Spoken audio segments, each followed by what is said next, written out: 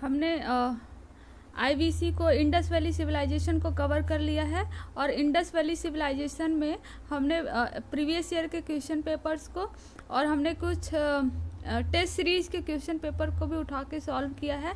आप उस वीडियो को देख सकते हैं। इस लेक्चर में हम स्टार्ट करते हैं वैदिक पीरियड को। इस लेक्चर में हम स्टार्ट करते हैं। वैदिक पीरियड को अगर हम देखें तो दो पार्ट में डिवाइड किया गया हुआ है, early Vedic period and the letter Vedic period. Early Vedic period का जो टाइम पीरियड है वो 1500 से 1000 बीसी तक है। लेटर वैदिक पीरियड का जो टाइम पीरियड है वो 1000 से 500 बीसी तक है। अर्ली वैदिक पीरियड इसको क्यों बोलते हैं? क्योंकि इंडिया का जो नॉर्थ फ्रंटियर वाला रीजन है, आर्यंस जो है वहाँ तक सेटल हुए थे, है ना। और लेटर वैदिक पीरियड में ये पूरे जो साउथ पोर्शन है, पूरा साउथ इंडिया तक जो है नॉर्थ फ्रंटियर से लेके ये वहाँ तक पूरा स्प्रेड हो गए थे, इसलिए उसको लेटर वैदिक पीरियड बोलते हैं और इसको अर्ली वैदिक पीरियड बोलते हैं। और इसमें बहुत सारे डिफरेंसेस हैं, जैसे पॉलिटिकल डिफरेंसेस है, सोशल डिफरेंसेस है ना, वुमेन्स के पावर में डिफरेंसेस है दोनों में। तो ये हम लेटर डील करेंगे, पहले हम वैदिक पीरियड के बारे में पढ़ते हैं। अब सवाल ये उठता है कि who is the Aryan, who was the Aryan, और वो कहाँ से आए हुए थे। तो आर्यंस जो थे वो सेमी नोमैडिक जो है पीपल माने जाते थे। और आर्यंस आए कहाँ थे इसके बारे में बहुत सारे कंट्रोवर्सी हैं। कुछ लोग का कहना है कि आर्यन सेंट्रल इंडिया से आए थे, कुछ लोग का कहना है आर्यंस जो है नॉर्थ पोल से आए थे, कुछ का कहना है कि आर्यन जो है तिब्बत रीजन से थे, और कुछ लोगों का कहना है कि आर्यंस की ओरिजिन वो इंडो गैंगेटिक रीजन या इंडिया से ही हुई है। ठीक है, इंडिया से ही हुई है और वो धीरे धीरे इंडो गैंगेटिक रीजन तक फैल गए हैं। तो इस तरीके की डिफरेंट कंट्रोवर्सी हैं आर्यंस को लेके कि ये कहाँ से ओरिजिन हुए थे। आर्यंस की जो लैंग्वेज थी वो बोलते थे संस्कृत, और कुछ इंडो यूरोपियन लैंग्वेज जो है ये यूज़ करते थे। और आर्यंस का मीनिंग होता है आर्या। आर्या का मतलब होता है नोबेल, ठीक है, और नोबेल का मतलब हम जानते हैं कि न्यू, मतलब कुछ ऐसा जो न्यू हुआ हो। तो आर्यंस क्या थे? न्यू थे, जो पहले क्या हुए आए, और ये अर्ली वैदिक पीरियड के टाइम पे नॉर्थ फ्रंटियर रीजन में रहे, और लेटर वैदिक पीरियड के टाइम में पूरे होल इंडिया में जो है स्प्रेड हो गए। जो डिफरेंट लोग हैं वो बोलते हैं कि आर्यन कहाँ से आए, तो मोस्ट एक्सेप्टेड मॉडल जो है कि आर्यंस कहाँ से आए थे वो सेंट्रल एशिया से माना जाता है, मैक्स मूलर की थियोरी के अनुसार। मैक्स मूलर का कहना है कि आर्यन जो है वो सेंट्रल एशिया से आए थे। और वहीं दयानंद सरस्वती का कहना है कि आर्यन मतलब was originated from the Tibet region. जो तिब्बत रीजन है हिमालय का, इनका कहना है कि आर्यन वहाँ से ओरिजिनेट हुए थे। और सर विलियम जोन्स का कहना है कि Aryan were originated from the Europe region, है ना। बाल गंगाधर तिलक का कहना है कि Aryan originated from the north pole. ये नॉर्थ पोल है, ये साउथ पोल है। इनका ये कहना है कि आर्यंस यहाँ ओरिजिनेट हुए, धीरे धीरे वो माइग्रेट करके यहाँ इंडिया तक फैल गए थे। वहीं अवनीश चंद्र का कहना है कि आर्यंस ओरिजिनेटेड फ्रॉम द सप्त सिंधु रीजन। सप्त सिंधु रीजन वो है जैसे कि ये इंडस रिवर बहती है, उससे झेलम, चेनाब, रावी, व्यास, सतलज, है ना, और सरस्वती रिवर, ये जो सातों रिवर हैं इनको मिला के सप्त सिंधु रीजन बोलते थे, सप्त सिंधु रिवर बोलते थे। इनका कहना है अविनाश चंद्र का कि आर्यंस यहाँ से ओरिजिनेट हुए हैं। तो इसको लेके कंट्रोवर्सी है, बट मोस्ट एक्सेप्टेड मॉडल जो है वो सेंट्रल एशिया वाला मैक्स मूलर का माना जाता है, क्योंकि सेंट्रल एशिया में कुछ ऐसे एविडेंसेस मिले हैं जिससे पता चलता है कि Aryans were originated from the central Asia. कुछ स्कॉलर्स बिलीव करते हैं कि Aryans were the originated from the Indian soils, कि इंडियन की सॉइल में ही ये ओरिजिन हुए थे। और ये कुछ का कहना है कि माइग्रेट हुए थे सेंट्रल एशिया से और इंडियन सब कॉन्टिनेंट्स वगैरह से 2000 बीसी से 1500 बीसी के बीच में। जैसा कि हम पहले देख चुके हैं कि आर्यंस फर्स्ट सेटल्ड कहाँ हुए थे, जो सेंट्रल फ्रंटियर रीजन है, फ्रंटियर प्रोविंस है, पंजाब वाला रीजन पे, सिंध वाला रीजन पे, सप्त सिंधु जिसको बोलते हैं, जिसको इंडस, झेलम, चेनाब, रावी, ब्यास, सतलज और जो सरस्वती रिवर है इसको मिला के सप्त सिंधु, वहाँ पे सेटल हुए थे अर्ली वैदिक पीरियड के टाइम पे। ठीक है, लेटर वैदिक पीरियड के टाइम पे फिर ग्रेजुअली ये पुश हो गए थे इंटीरियर रीजन पे, valleys of the Ganga and the Yamuna region तक। कैसे पता चलता है कि इसके लिए सोर्सेस क्या है आर्यंस के बारे में पता करने का या वैदिक पीरियड के टाइम पे पता करने का? तो बहुत सारे सोर्सेस हैं, 2 सोर्सेस में इसको डिवाइड किया गया है, एक तो लिटरेसी सोर्स एंड दूसरा आर्कियोलॉजिकल सोर्स। लिटरेसी सोर्स में जैसे वेदास हो गए या इपिक्स हो गया, है ना, जिसको काव्य बोलते हैं हिंदी में। काव्य मतलब कविता, जो कहानी कविताओं के माध्यम से जो भी दर्शाया गया जाता है उसको इपिक्स बोलते हैं, ठीक है। और आर्कियोलॉजिकल में आयरन्स एंड पॉटरी जाती हैं, जिससे पता चलता है आर्यंस के बारे में, वैदिक पीरियड के बारे में। हम लिटरेसी सोर्स से स्टार्ट करते हैं। लिटरेसी सोर्स को जो वैदिक टेक्स्ट हैं उसको 2 पार्ट्स में डिवाइड किया गया है, अर्ली वैदिक टेक्स्ट एंड लेटर वैदिक टेक्स्ट। अर्ली वैदिक में 1500 से 1000 बीसी में इसमें बस ऋग्वेद आता है। लेटर वैदिक टेक्स्ट में जो 1000 से 500 बीसी के बीच में है, इसमें जो अदर 3 वेदास हैं वो आते हैं और उनके कुछ ब्रांचेज हो गए, जैसे ब्रह्मनाज हो गया, अरक्यनाज हो गया, उपनिषद हो गए, ये सारे आते हैं लेटर वैदिक टेक्स्ट में, ठीक है। वैदिक लिटरेचर जो थे वो संस्कृत में लिखे गए थे, ठीक है। और टर्म वेदा का मतलब होता है विद, जिसका मीनिंग होता है नॉलेज। इनका ये कहना है कि जो वेदा हैं, वेद्स हैं, वो फुल नॉलेज हैं, मतलब इसमें नॉलेज के बारे में लिखा हुआ है, ठीक है। और वेदास जो हैं, वैदिक लिटरेचर डिवाइडेड किया गया है 2 ग्रुप में, श्रुति एंड स्मृति। देखो, श्रुति एंड स्मृति, श्रुति वो हैं जैसे ब्राह्मण जो थे उनका, उनका ये कहना है कि श्रुति जो है वो डिजाइन किया गया है गॉड्स के द्वारा, गॉड्स के द्वारा दिया गया है, वो ओरली जो है एक जनरेशन से दूसरे जनरेशन में पास होता रहता है, इसको कहीं लिखा नहीं गया है, जिसको बोलते हैं श्रुति। श्रुति मतलब सुन के, ओरली जो पास हुआ हो, ठीक है। स्मृति में वो आते हैं जिसको लिखा गया हो, जिसको ब्राह्मण्स के द्वारा, जिसको पृष्ठ के द्वारा या जिसको हम ऋषि बोलते हैं उनके द्वारा लिखा गया हो, उसको हम बोलते हैं स्मृति। तो श्रुति क्या है? जो सुना गया हो। स्मृति क्या है? जो कि लिखा गया हो ऋषियों के द्वारा। वैदिक लिटरेचर को क्लासिफाई किया गया है 4 पार्ट में। 4 वेदास आते हैं इसमें। वैदिक लिटरेचर्स में ऐसा नहीं बस वेदास आते हैं, और भी आते हैं, जैसे कि ब्रह्मनाज हो गए, अरक्यनाज हो गया, उपनिषद हो गया, ठीक है। तो जो वैदिक लिटरेचर का फर्स्ट है जिसमें 4 वेदास आते हैं, 4 वेदा हैं, ऋग्वेदा, सामवेदा, यजुर्वेदा, अथर्ववेदा, ठीक है। और उसके संहिताज में क्या होते थे? हाइम्स और प्रेयर्स होते थे। और हाँ, इसी हाइम्स और प्रेयर को एक्सप्लेन करने के लिए क्या थे? ब्राह्मणास थे, ठीक है, जो हाइम्स का मीनिंग और प्रेयर्स की मीनिंग को बताते थे। थर्ड आता है हमारा अरक्यनाज। अरक्यना वो होते थे जैसे फॉरेस्ट बुक्स, जैसे जो लोग जैसे कि फॉरेस्ट में रहते थे, हर्मिट्स वगैरह, ठीक है, हर्मिट्स या स्टूडेंट वगैरह जो फॉरेस्ट में रहते थे, तो फॉरेस्ट के बारे में, फॉरेस्ट लाइफ के बारे में, फॉरेस्ट नॉलेज के बारे में बताने के लिए जो बुक था उसको अरक्यनाज बोलते हैं। और उपनिषद जो है 4th, इसको फिलोसफिकल थॉट बोला जाता है, जो कि ऋषियों के द्वारा लिखा गया था, ऋषियों के द्वारा बनाया गया था उपनिषद को, जिसमें सारी फिलोसफी को इसमें रखी गई है, फिलोसफिकल थॉट्स रखे गए हैं कि मोक्ष कैसे मिलेगा, है ना, और फिर पुनर्जन्म कैसे होगा। जितने भी फिलोसफिकल कहानियां हैं सारी की सारी यही उपनिषद में लिखी गई हुई हैं। वेदास के बारे में देखें तो 4 वेदा हैं। ऋग्वेदा जो है कि ओल्डेस्ट रिलीजियस टेक्स्ट माना जाता है और first testament of the main kind. देखो, आईवीसी में भी हमें स्क्रिप्ट ऑफ टेक्स्ट मिले हुए हैं, लेकिन आईवीसी के जो टेक्स्ट और स्क्रिप्ट है उसको अभी तक डेसिफर्ड नहीं किया गया हुआ है, मतलब अभी तक कोई उसको पढ़ नहीं पाया है। ये first testament of the man kind है, मनुष्य के द्वारा बनाया हुआ फर्स्ट टेस्टामेंट है जिसको पढ़ा जा चुका है, ठीक है। तो ये ऋग्वेदिक है। और जो फेमस गायत्री मंत्र, ओम नमः भूर्भुवः स्वः, पता नहीं क्या बोलते हैं, वो इसी में रखा गया है ऋग्वेदा में। दूसरा आता है सामवेदा। साम का मतलब होता है स्वीट सॉन्ग, ठीक है। स्वीट सॉन्ग तब गाते थे, पृष्ठ के द्वारा गाया जाता था ये, जब कोई सैक्रिफाइस हो रहा हो, ठीक है। जब भी कोई सैक्रिफाइस वगैरह होता था तो उस समय जो भी सॉन्ग्स वगैरह गाए जाते थे वो सामवेदा में लिखे गए हैं, जो सिर्फ और सिर्फ गाए जाते थे पृष्ठों के द्वारा, ठीक है। नेक्स्ट हमारा आता है यजुर्वेदा। यजुर्वेदा में वो हाइम्स रखे गए हैं जो कि यजनाज या रिचुअल्स वगैरह को परफॉर्म करने के टाइम पे गाए जाते थे। सपोज रिचुअल्स तो बहुत तरह के होते थे, किसी की शादी हो रही है तो अलग रिचुअल्स हो रहा होगा, ठीक है, कोई डेथ कर रहा है तो अलग हो रहा है, कोई वर्शिप करा रहा है तो अलग रिचुअल्स होंगे। तो कौन से रिचुअल्स में किस तरीके के हाइम्स सॉन्ग्स वगैरह को गाना है, इसको रखा गया है यजुर्वेदा में। अथर्ववेदा में काफ़ी टाइम तक इसको वेदा में नहीं रखा जाता था, बाद में इसको भी वेदा में इंक्लूड कर लिया गया। और अथर्ववेदा को it's deals with the magic and charms, ठीक है, जो भी जादुई टोना वगैरह के बारे में जहाँ पे लिखी हुई है, जादुई टोना क्या होता है, कैसे होता है, मैजिक एंड चार्म्स के बारे में किस में लिखा गया है, अथर्ववेदा के बारे में, अथर्ववेदा में लिखा गया है।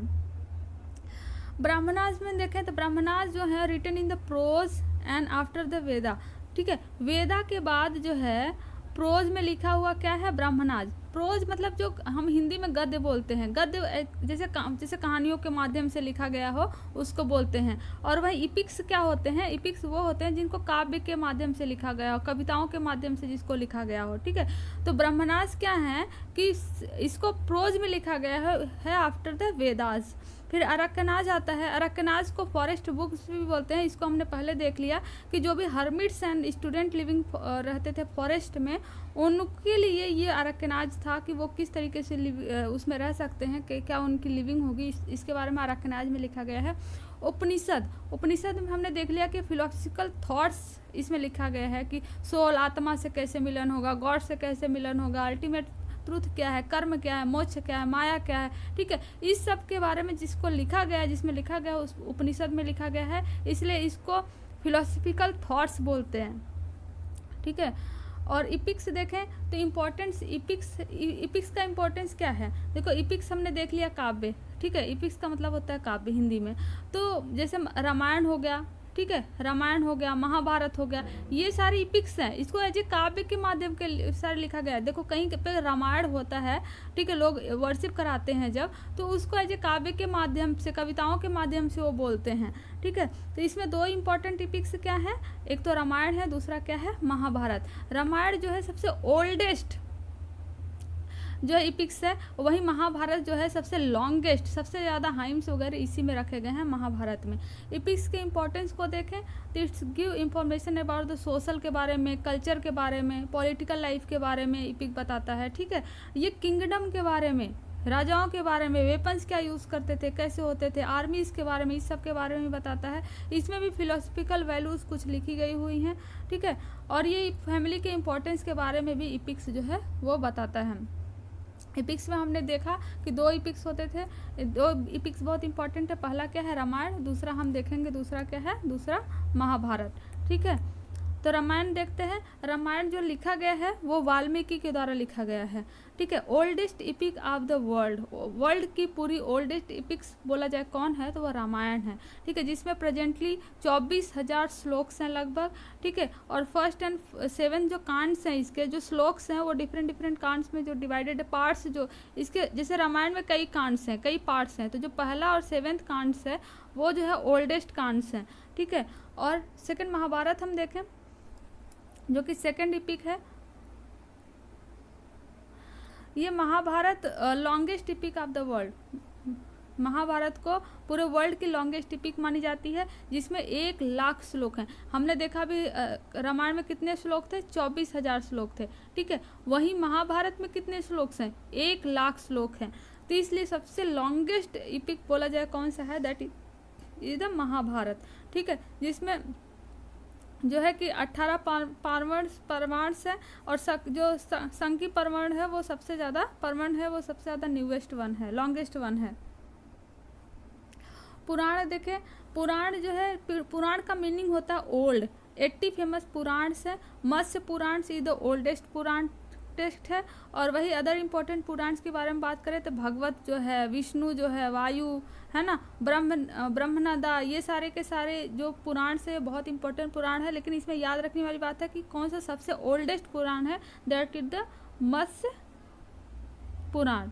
मत्स्य पुराण जो है सबसे ओल्डेस्ट पुराण है।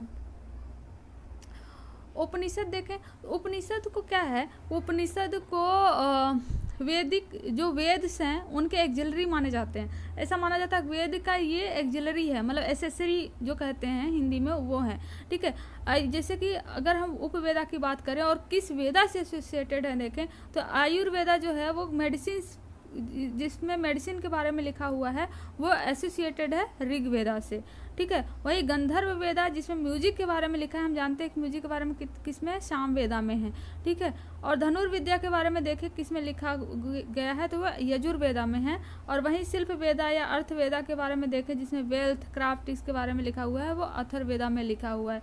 तो ये जो वेदा हैं वो वेदा हैं वो किसके एसेसरी हैं, वेदास के एसेसरी हैं।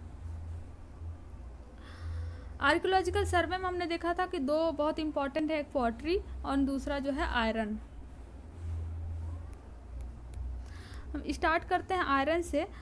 आयरन की डिस्कवरी के बाद पूरा हिस्ट्री जो है वो चेंज होने लगा था, क्योंकि ये बहुत ही ज़्यादा इम्पोर्टेंट रोल प्ले किया था, मतलब कि हिस्ट्री में, खासकर ह्यूमन हिस्ट्री में। इंडिया में आयरन की जो बिगिन स्टार्ट हुई थी वो 1000 BC से लगभग स्टार्ट हो गया था।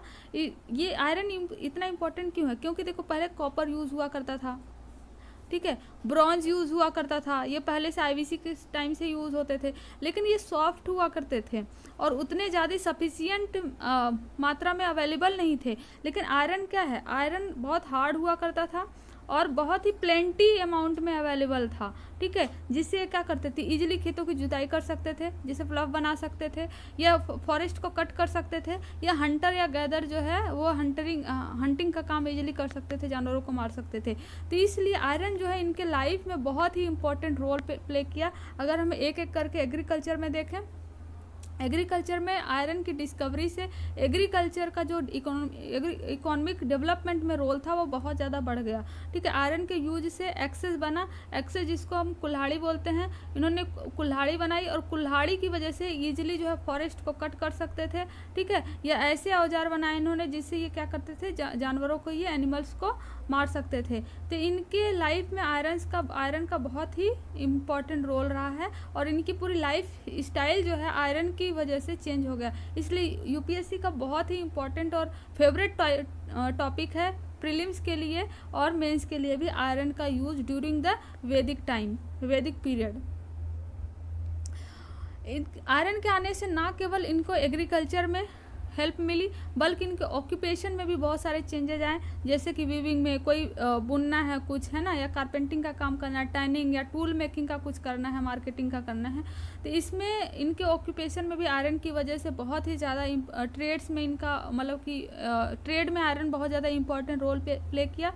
वहीं डिफेंस में देखें तो इनका, क्योंकि इनका आयरन बहुत ही स्ट्रॉन्ग हुआ करता था, इससे वो लोग कुल्हाड़ियाँ वगैरह, है ना, शील्ड्स वगैरह, आर्मूज वगैरह ये सारे बनाने लगे। इवन वार में जब ये जाते थे तो वार के टाइम पे ऐसे ये औजार बनाते थे या ऐसे और बनाते थे कुछ जो अपने आप को शील्ड कर सके, जिससे जो सामने अपोजिट में कोई डिफेंस में, कोई अपोजिट में जो वार कर रहा है उसके लिए। तो इनके पूरा एग्रीकल्चर में भी आयरन रोल प्ले किया, ऑक्यूपेशन में भी आयरन रोल प्ले किया, वहीं डिफेंस में भी इनका आयरन ने काफ़ी रोल प्ले किया। पोट्री के बारे में देखें तो इनका पोट्री, जैसे हमने IBC में भी पोट्री पढ़ा था, लेकिन IBC में जो भी पोट्री मिली थी वो बहुत सिंपल सी थी और पेंटेड थी, ठीक है। लेकिन इस टाइम पे जो भी पोट्री मिली थी वो बहुत अच्छे से वेल डिजाइन थी, पेंटेड थी। इवन कुछ यहाँ पे स्ट्रक्चर भी अच्छे खासे बने हुए थे, है ना, पूरा डिजाइन पोट्री यहाँ पे मिलती थी। और जो हायर क्लास के लोग होते थे, ठीक है, जो एडमिनिस्ट्रेटिव लोग होते थे, वो जिस तरीके की पोट्री यूज़ करते थे उसको बोलते हैं northern black polished where, northern black polished where. उनकी जो पोट्री हुआ करती थी वो एकदम पूरा पॉलिश एंड ब्लैक कलर की हुआ करती थी। जो है कि जो हायर मर्चेंट्स क्लास के लोग होते थे, जो हायर लोग होते थे, उनकी इस तरीके की पोट्री वो यूज़ करते थे। नॉर्मल पीपल जो है वो नॉर्मल पोट्री यूज़ करते थे, बट वो भी पॉलिश्ड और पेंटेड हुआ करती थी। कुछ डिफरेंसेस हम देख लेते हैं, कंपेयर कर लेते हैं अर्ली वैदिक पीरियड्स को लेटर वैदिक पीरियड के टाइम पे। अर्ली वैदिक पीरियड में क्या था, joint family system was not seen, मतलब ज्वाइंट फैमिली सिस्टम थी, लेकिन बाद में लेटर वैदिक पीरियड में जो है थोड़ा और स्ट्रॉन्ग हो गई थी, लेकिन उतना ज़्यादा prevalent joint early Vedic period के टाइम पे नहीं था। Womens enjoyed the equal status, यहाँ पे जितना मेन्स को स्टेटस मिलता था, सेम स्टेटस वुमेन्स को भी मिलता था। और यहाँ पे लेटर वैदिक पीरियड के टाइम में जो वुमेन का स्टेटस है वो डिक्लाइन होना शुरू कर दिया, रिड्यूस हो गया पूरी तरीके से। यहाँ पे rigid caste system was not seen. देखो कास्ट सिस्टम तो थे, ठीक है, ब्राह्मण, क्षत्रिय, है ना, वैश्य, शूद्र, ये सारे थे, लेकिन रिजिड नहीं थे। अगर कोई शूद्र चाहता है कि वो अपना ऑक्यूपेशन चेंज करे और वैश्य बन जाए तो वो इजीली बन सकता था, ठीक है, या कोई चाहता है क्षत्रिय बन जाए, इजीली बन सकता था। यहाँ पे कोई हेरिडिटी नहीं थी कि अब जो जिसका फादर जो है वो शूद्र बन गया तो उसका बेटा भी शूद्र होगा, ठीक है, ऐसी रिजिडिटी यहाँ पे नहीं थी अर्ली वैदिक पीरियड के टाइम पे। लेकिन लेटर वैदिक पीरियड के टाइम पे अगर कोई शूद्र है तो उसका बेटा शूद्र ही होगा, ठीक है, इस तरीके से डिजाइन हो गया था और काफ़ी रिजिड हो गया था कास्ट सिस्टम। यहाँ पे एजुकेशन जो होता था गुरुकुल सिस्टम बेस पे हुआ करता था, और यहाँ पे भी गुरुकुल सिस्टम एजुकेशन हुआ करता था, लेकिन फर्दर और ये इनलार्ज हो गया था लेटर वैदिक पीरियड के टाइम पे। फिर अर्ली वैदिक पीरियड और लेटर वैदिक पीरियड में डिफरेंस देखिए ऑक्यूपेशन का, तो यहाँ पे डोमेस्टिकेशन एनिमल्स का जो है वो प्राइमरी ऑक्यूपेशन हुआ करता था, agriculture the secondary education occupation इनका हुआ करता था। क्योंकि देखो हमें पता है कि यहाँ पे आयरन की खोज हो चुकी थी लेटर वैदिक पीरियड के टाइम पे, जिससे ईजिली जो है वो फॉरेस्ट को क्लियर करके एग्रीकल्चर कर सकते थे, ठीक है, और फिर ये मतलब खेतों की जुताई अच्छे से कर सकते थे। इसलिए लेटर वैदिक पीरियड में क्या हुआ था, एग्रीकल्चर वॉज द प्रिविलेज, ये बहुत मतलब कि प्राइमरी ऑक्यूपेशन हो गया था लेटर वैदिक पीरियड में, जबकि यहाँ पे क्या था, cattle rearing was the primary occupation. इनका cattle was the important source of the wealth, ये अपनी वेल्थ को कैटल के माध्यम से दिखाते थे, जिसके पास जितनी कैटल होती थी वो उतना ही ज़्यादा स्ट्रांग हुआ करता था। लेटर वैदिक पीरियड के टाइम पे land was the important source of the wealth, land जो है वेल्थ का इम्पोर्टेंट सोर्स हो गया था। और मैनी इसमें इनिशियल में क्या थे, अर्ली वैदिक में many were engaged in the trade and the commerce, trade and commerce जो है देखो इसमें भी क्या हुआ करता था लेटर वैदिक पीरियड के टाइम पे। लेकिन यहाँ पे गिल्ड्स हो गए थे, जैसे कि इसको कंट्रोल करने के लिए कोई ऐसे पर्सन नहीं होते थे, गिल्ड्स नहीं होते थे जो पूरे सिस्टम को कंट्रोल करे, लेकिन यहाँ पे गिल्ड्स हो गए थे, इवन कॉइन्स भी यहाँ पे आ गए थे। अर्ली वैदिक पीरियड के टाइम पे ऐसा कुछ नहीं था, यहाँ पे ट्रेड जो है वो काफ़ी ग्रो कर चुकी थी, यहाँ ट्रेड था लेकिन बहुत ही ज़्यादा नहीं था। क्राफ्ट वगैरह देखें यहाँ पे तो वीविंग है ना, कारपेंट्री, पोट्री, ये सारे गोल्ड सिल्वर यहाँ पे प्रिविलेज थे। और यहाँ पे हम देखें जैसे कुछ न्यू ऑक्यूपेशन जैसे फिजिशियन है ना, म्यूजिशियन, अगर पूछे कि किस में फिजिशियन और म्यूजिशियन थे तो लेटर वैदिक पीरियड के टाइम पे फिजिशियन आए, म्यूजिशियन आए। ये अर्ली वैदिक टाइम पीरियड के टाइम पे फिजिशियन एंड म्यूजिशियन नहीं थे। दोनों के पॉलिटिकल डिफरेंसेस के बारे में देखें, early Vedic period and later वैदिक पीरियड्स के बारे में पॉलिटिकल डिफरेंसेस देखें तो अर्ली वैदिक में मोनार्ची था, ठीक है, मोनार्ची था, जो सबसे बड़ा हुआ करता था किंग, उसको राजन बोलते थे। जो पैट्रियार्की फैमिली हुआ करती थी, जैसे सपोज एक फैमिली है तो उसको कुला बोलते थे, ठीक है, एक फैमिली है तो उसको कुला बोलते थे। और कई कुला मिलकर क्या बनाती थी, विलेज, जिसको ग्राम बोलते थे, ग्राम बोलते थे। और कई गांव जो है मिलकर क्या बनाता था, कई गांव मिलकर विशु बनाता था, और कई विशु जो है मिलकर क्या बनाता था, पूरा जन बनाता था, ठीक है। और जन को कंट्रोल करने के लिए जो होता था उसको क्या बोलते थे, राजन बोलते थे, जो किंग होता था उसको राजन बोलते थे। तो सबसे ऊंची पोस्ट क्या हुआ करती थी, जो यहाँ पे पॉलिटिकल में वो जन की हुआ करती थी, जिसका किंग कौन होता था, राजन होता था, ठीक है। और ट्राइबल्स की देखें तो यहाँ पे ट्राइबल्स की असेंबली भी हुआ करती थी, सभा भी हुआ करता था, समिति हुआ करता था। जैसे कुछ ट्राइबल्स का हम देख ले, भरत है ना, मस, यदुस एंड पुरुष, ये सब ट्राइबल्स की सभा और समितियाँ हुआ करती थी। लेटर वैदिक पीरियड में देखें तो जैसे कि महाजनपद जो हैं वो हुआ करते थे, किंगडम, सबसे बड़े जो होते थे महाजनपद बनता था, मतलब कई सारे जनपद मिलकर महाजनपद बनाते थे, उसका एक किंग हुआ करता था, ठीक है। और यहाँ पे जो पावर होती थी वो किंग की तरफ काफ़ी इंक्रीज हो गई थी, किंग की पावर जो थी वो काफ़ी बढ़ चुकी थी, मतलब एक तरीके से देखें पूरी पावर लगभग एक लोग के हाथ में आ चुकी थी। यहाँ सैक्रिफाइस हुआ करते थे, लोग सैक्रिफाइस करके अपने पावर्स को बताते थे, जो सबसे ज़्यादा सैक्रिफाइस किया, सपोज कई किंग्स हैं, ठीक है, कई किंगडम्स हैं, महाजनपद है, तो इसमें से जिसने सबसे ज़्यादा सैक्रिफाइस किया ये माना जाता था कि उसके पास वेल्थ बहुत ज़्यादा है और वो उतना ही पावरफुल है, ठीक है। तो सैक्रिफाइस करने का इनका कई सारे मोड्स हुआ करते थे, जैसे कि मान लो कि राजस्व, ठीक है, जिसमें क्या राजस्व, वाजपेय, और सबसे महत्वपूर्ण क्या है कि अश्वमेध। अश्वमेध में क्या होता था कि सपोज एक राजा है और वो क्या किया, एक घोड़ा छोड़ दिया। ये अगर हॉर्स जो है गया और इसने नहीं रोका इसको, दैट मीन्स ये इससे हार गया, ये अपने में इसको मिला लेता था। और किसी ने अगर इसको रोका, ठीक है, पकड़ा उस हॉर्स को, तो इससे इसको युद्ध करना होता था, ठीक है। अब वो जीते या हारे, अब फिर अगर हार गया तो फिर ये इसको अपने राज्य में मिला लेता था। तो इस तरीके की जो है कि सेक्रीफाइस हुआ करती थी। सोशल स्ट्रक्चर के बारे में देखें early and later Vedic period में, तो वुमेन, अर्ली वैदिक पीरियड में womens enjoy the respectable position, womens को रेस्पेक्टेबल पोजीशन मिला करता था। सभा और समितियां जो हैं वो अटेंड किया करती थी। इवन वो अपने हस्बैंड के साथ जो है वो रिचुअल्स वगैरह में भी पार्ट लिया करती थी और सेक्रीफाइस भी किया करती थी, ठीक है। कैटल, इसमें देखें specially cow become the important, ये हम पहले देख चुके हैं, ठीक है। यहाँ मोनोगैमी प्रैक्टिस होता था, ठीक है। अगर एक पर्सन है तो एक ही पर्सन से शादी करेगा, ये प्रैक्टिस हुआ करता था। लेकिन ऐसा नहीं है कि वहाँ पे पॉलीगैमी नहीं थी, मोनोगैमी वाज प्रैक्टिस, लेकिन पॉलीगैमी भी ऑब्जर्व किया गया कुछ नोबल फैमिलीज में। जो बड़ी फैमिलियाँ होती थी उनके एक लोग जो एक राजा कई रानियों से शादी किया करते थे, इस तरीके की देखने को मिली है। सोशल डिस्टिंक्शन एग्जिस्टेड बट वे are not rigid and hereditary. जैसे हमने देख लिया कि अगर कोई शूद्र है और वो चाहता कि वो वैश्य बने तो वो अपने ऑक्यूपेशन चेंज करके सीधे बन सकता था। लेकिन लेटर वैदिक पीरियड में ये रिजिड हो गया और हेरिडेटरी हो गया कि जो भी जैसा है जिसका फादर है ना, वो उसके फैमिली भी वैसे ही होंगे। लेटर वैदिक पीरियड में टाइम देखें तो वर्ण सिस्टम जो था, सोशल डिस्टिंक्शन, वो बहुत ही ज़्यादा प्रोमिनेंट हो चुका था, ठीक है। और बिकम लेस, ऑक्यूपेशन जो था वो हट गया और हेरिडिटी बेस पे हो गया उसका जो कास्ट सिस्टम था। और फिर इसको 4 पार्ट में डिवाइड किया गया। इवन ये 4 पार्ट में अर्ली वैदिक पीरियड में था। ब्राह्मण जो प्रिस्ट हुआ करते थे, अपने आप को सबसे सुपीरियर मोस्ट मानते थे।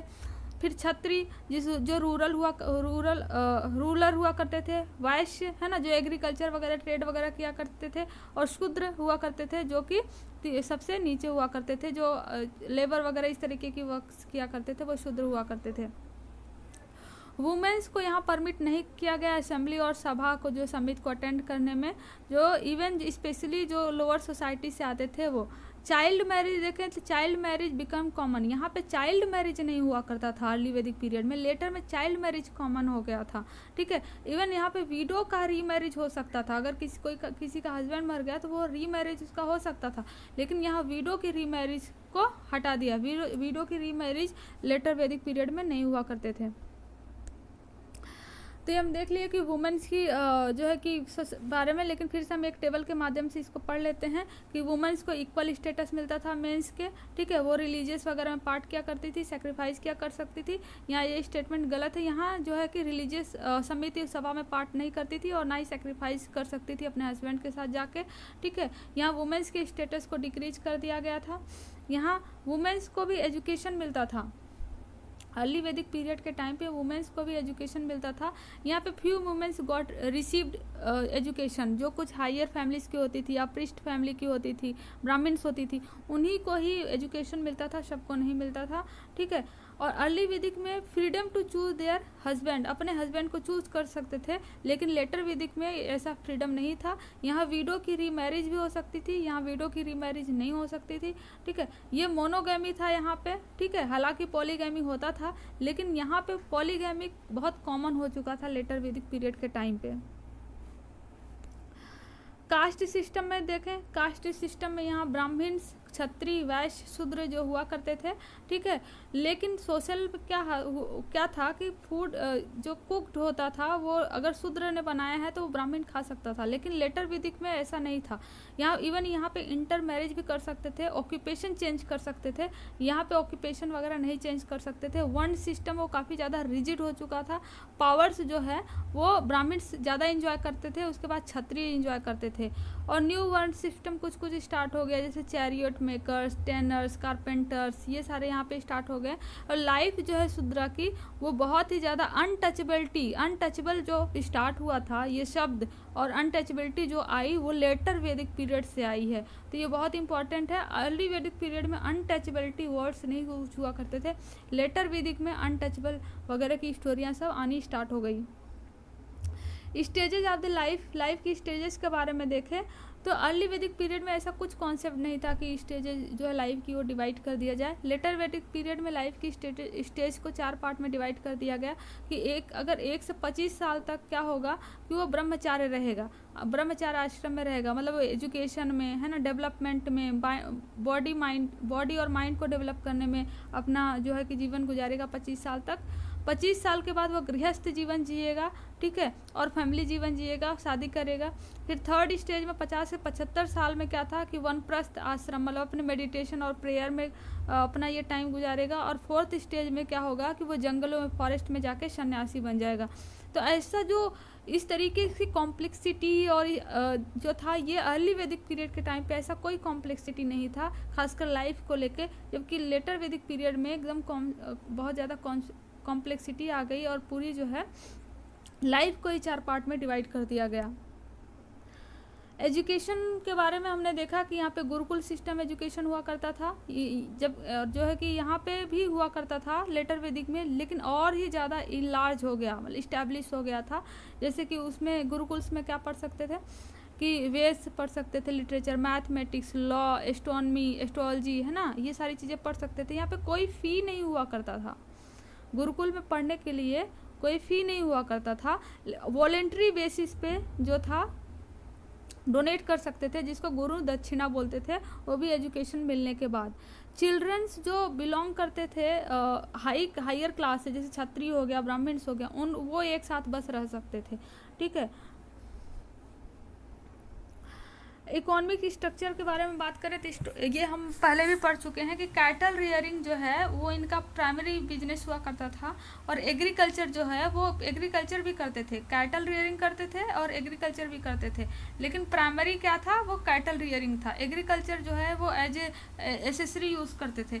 ये जो इनका मेटल्स वगैरह जो कॉपर, आयरन और ब्रोंज वगैरह यूज़ करते थे, और इनके पास हॉर्स का चैरियट भी था, मतलब जो रथ होता है ये रथ भी यूज़ करते थे, ठीक है।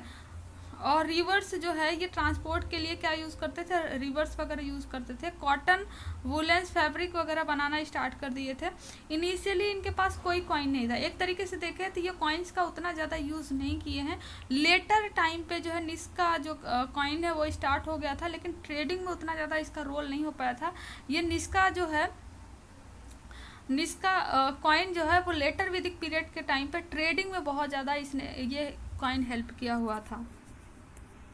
क्राफ्ट देखें तो क्राफ्ट जो है वीविंग, क्लॉथ वगैरह, वेपन्स, ये सारी चीज़ें ये बनाते थे। लेटर वैदिक में आयरन से बनी हुई चीज़ें काफ़ी प्रिवेलेंट थी। Leather working, making of the jewelleries वगैरह, ये सारे लेटर वैदिक पीरियड के टाइम पे प्रिवेलेंट था।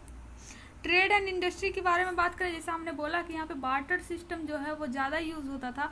यहाँ पे 2 कॉइन्स आ गई थी, हालांकि 2 कॉइन्स आ गई थी, Nishka and Shatamana coins. Nishka and Shatamana coins की वजह आने से इनका ट्रेड जो है वो काफ़ी ज़्यादा मतलब कि प्रिवलेंट हो गया। और वहीं देखिए गिल्ड्स भी आ गए। गिल्ड्स वो होते थे जो प्राइस है ना इंश्योर करते थे, क्वालिटी चेक वगैरह करते थे। तो निष्का अगर शतमाना कॉइन्स पूछे या गिल्ड्स पूछे, ये सारे के सारे किससे रिलेटेड है, लेटर वैदिक पीरियड से रिलेटेड हैं ये सारे। आप देख सकते हैं इमेज में निष्का एंड